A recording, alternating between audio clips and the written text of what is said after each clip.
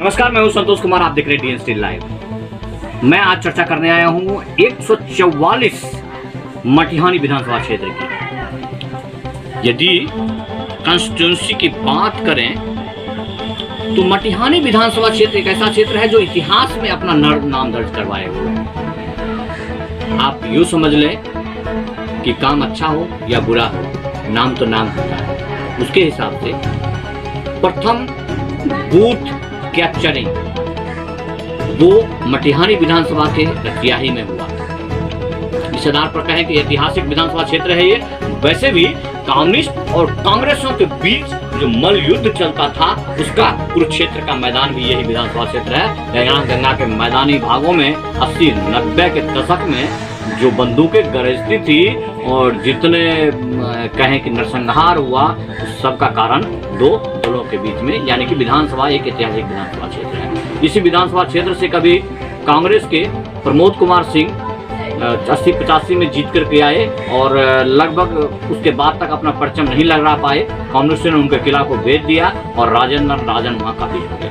राजेंद्र राजन 1990 से लेकर के 2000 तक, या यूं कहें कि वामपंथियों ने कहा कि अब ये मेरा अमोघ किला है, लेकिन उस किला को भेज दिया एक निर्दलीय कैंडिडेट, जो कि बाद में वो एक दल से जुड़ गए।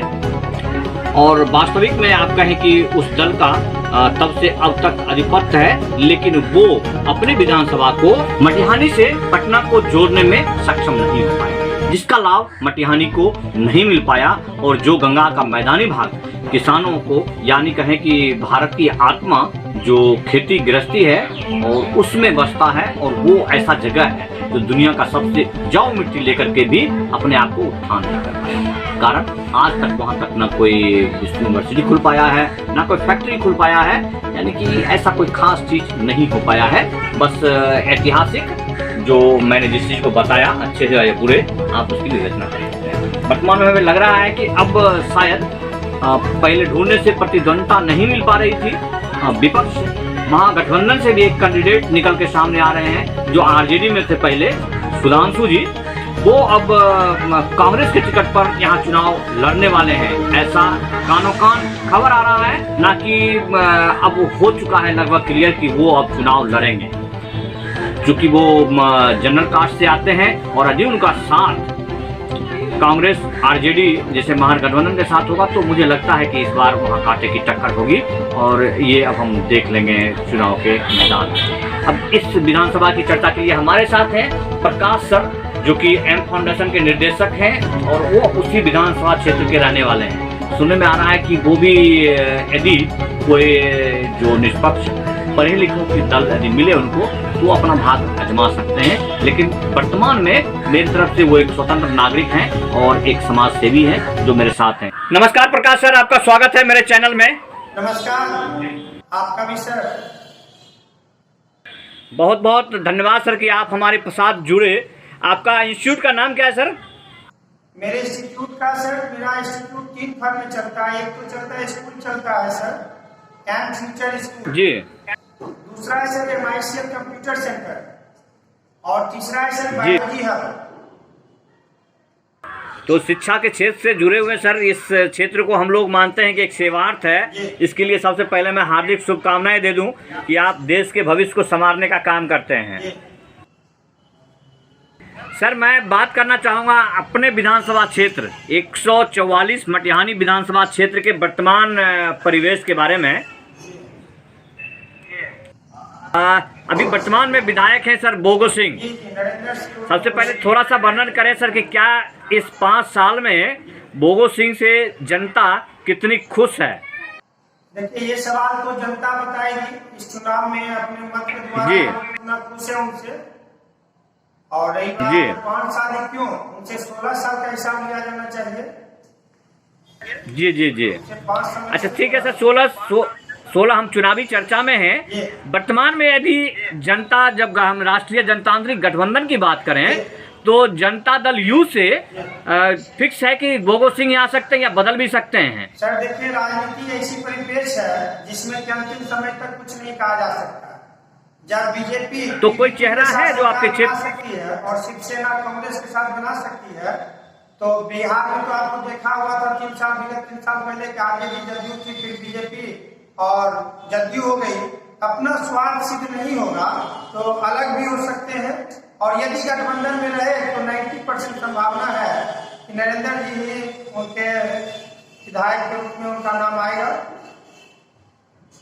यदि जेडीयू के खाते में ये सीट नहीं गया, यदि बीजेपी को जाए तो कौन चेहरा हो सकते हैं वहां पर जो आपके क्षेत्र में देखे जाते हैं?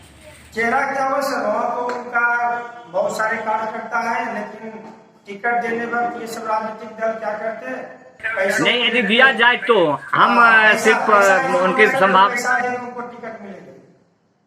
लेकिन वर्तमान में है कुछ चेहरे जो आपके नाम, जिनका नाम आप सुझाएं, लगता है कि वो चेहरे काम कर रहे हैं या टिकट की जुगाड़ में है? देखिए कोई बड़ा चेहरा बीजेपी का अभी मटिहानी विधानसभा में काम नहीं कर रहे हैं। पिछला बार 66,000 वोट के साथ सर्विस ठीक थे, लेकिन इस बार मुठभेड़ में चुनाव के बाद से नजर ही नहीं आए, अतः बीजेपी का कोई बड़ा लेकिन उनके नहीं है, मतलब दावेदारी है उनकी। दूसरा एक फूल सिंह जी हैं जो वो भी अपने जुगाड़ में तो है, फूल के जुगाड़ में। फूल सिंह फूल के जुगाड़ नहीं है, बल्कि वो जनता को फूल बना रहे हैं।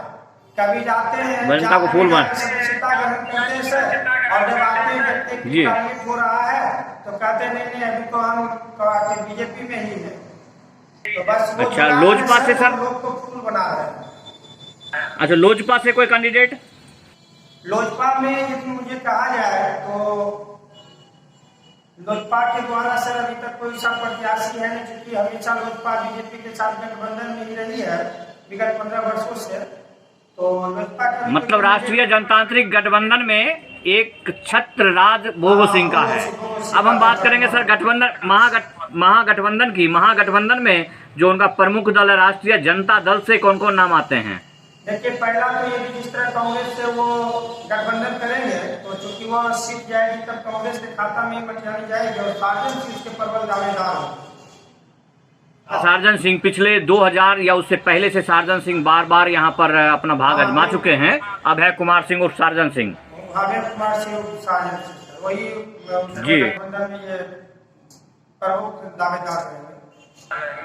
दावेदार रहेंगे। और राष्ट्रीय जनता दल से सर जनता दल वहाँ पे अपना कैंडिडेट इसलिए भी खड़ा नहीं करेगा क्योंकि वो लोग जातिगत समीकरण के आधार पर कैंडिडेट खड़ा करते हैं। नहीं जी नहीं, हम उस विवेचना में नहीं जाएंगे। हम ये चाहते हैं कि जनता को कम से कम पता चले कि कौन कौन कैंडिडेट मैदान में आ सकते हैं, हम इसके आधार पर नाम जाने। वहाँ से जनता दल से कोई नहीं खड़ा होंगे, वो कांग्रेस के साथ गठबंधन करेंगे और सार्जन सिंह उनके कैंडिडेट उम्मीदवार। कांग्रेस या कांग्रेस जनता दल आजमाना चाहे तो किसी कोई ऐसा चेहरा नहीं है उनके पास, बड़ा चेहरा नहीं, कोई चेहरा नहीं, सब पोस्टरिंग भी नहीं कर सकते वो कांग्रेस के साथ मटिहानी में।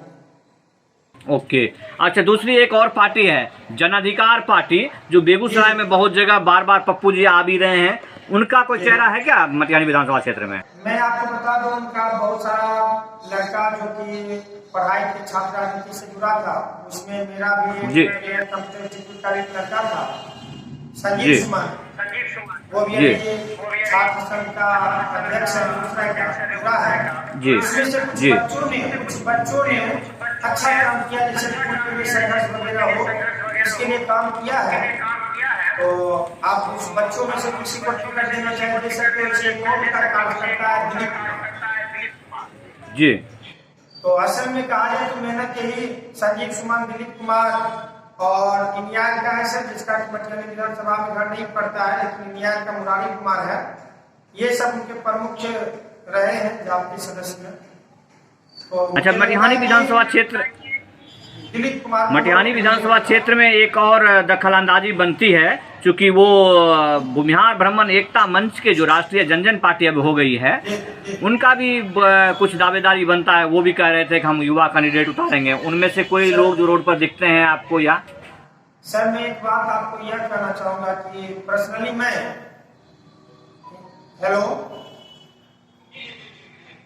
पर्सनली हर उस दल का विरोध करता हूं जो जातिगत राजनीति के लिए आते हैं, चाहे भूमिहार ब्राह्मण एकता मंच हो जाए, चाहे वैश्य समाज हो जाए, तो मैं उन पर कोई टिप्पणी नहीं करना चाहता जो हिंदू समाज को टुकड़ों में तोड़ना चाहता नहीं, वो हम समर्थन की बात नहीं कर रहे हैं प्रकाश सर, हम लोग स्वतंत्र रूप से विधानसभा क्षेत्र के जो भागीदारी करने वाले हैं उनके बारे में जानने की कोशिश कर रहे हैं और जनता को बताने की कोशिश कर रहे हैं। इनके आधार पर हम चाहते हैं कि क्या ऐसा चेहरा है जो भूमिहार ब्राह्मण एकता मंच के लिए भी काम कर रहे हैं वहाँ पर, या राष्ट्रीय जनजन पार्टी, चूंकि अब भूमिहार ब्राह्मण एकता मंच से सर मटिहानी के बहुत सारे युवा और कुछ पुराने लोग भी जुड़े थे, लेकिन जब से उन्होंने राजनीतिक पार्टी में कन्वर्ट कर दिया तब से उनका मोह भंग उनसे हो गया, इसलिए उनका कोई चेहरा नहीं है मटिहानी में। वो किसी को खड़ा करना चाहेंगे तो बड़ा मुश्किल उनको मिलेगा।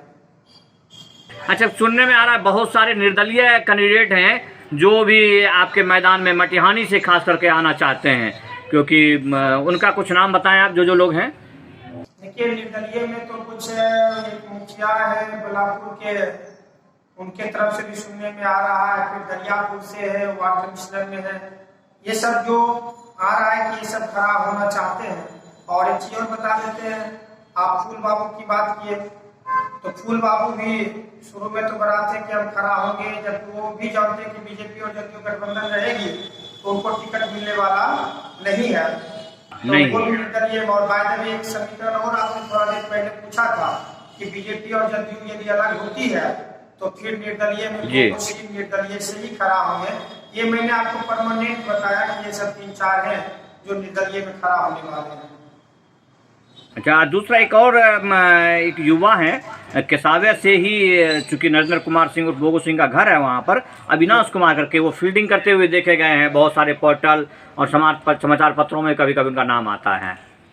देखिए सर, मेरा मानना है कि हर कोई पढ़ा लिखा युवा जिनको लगता है कि वो समाज का नेतृत्व कर सकते हैं, उन्हें इस लोकतंत्र के पर्व में सामने आना चाहिए। उन्हें पार्टी से अलग हटकर, यदि उनको लगता है कि मैं इस समाज के लिए कुछ कर सकता हूँ और हमें सामर्थ्य और समाज उनको आस्था दर्शाती है, उन्हें चुनाव में पार्टिसिपेट करनी चाहिए।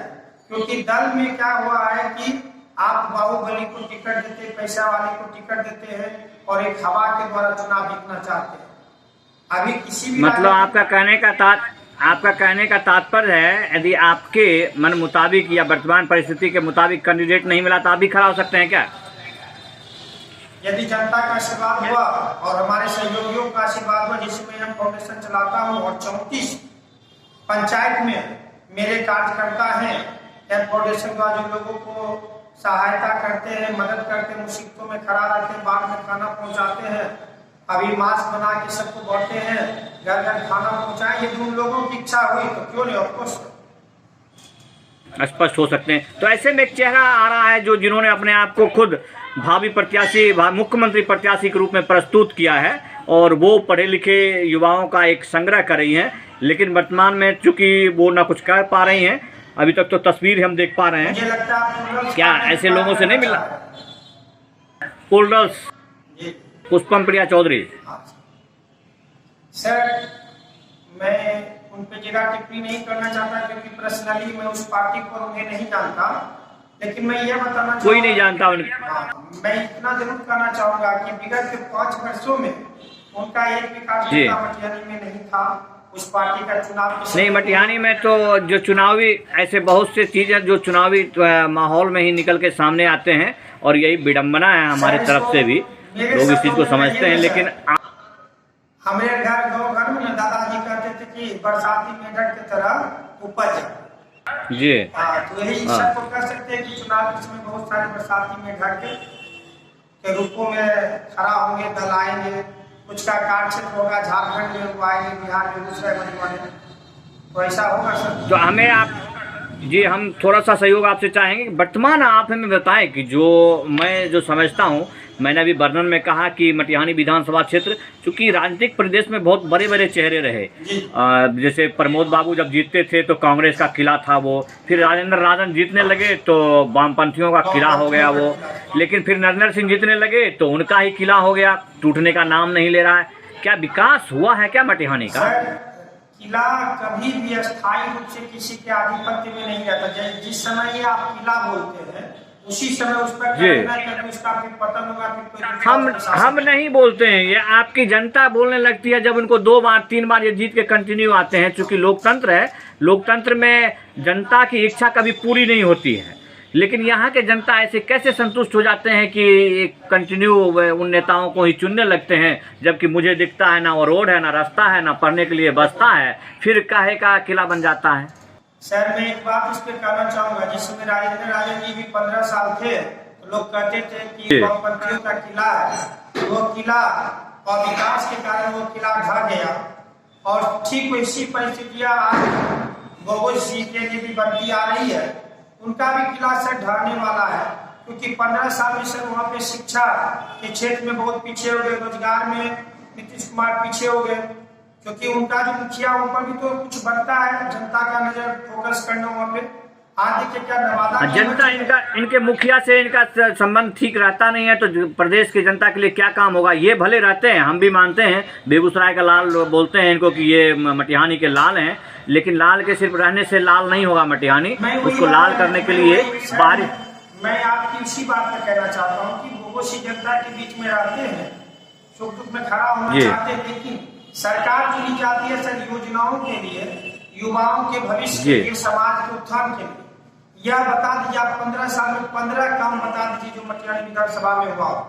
मैं एक और टिप्पणी पर्सनल मैं तो एक भी नहीं बता पाऊंगा, क्योंकि मैं जो भी मटिहानी विधानसभा में जो काम होता होगा वो इतना सोचकर होता है कि पानी बरसात के साथ बाढ़ के साथ बह जाएगा और बह जाता है, क्योंकि दियारा क्षेत्र जायजा है वहाँ पर।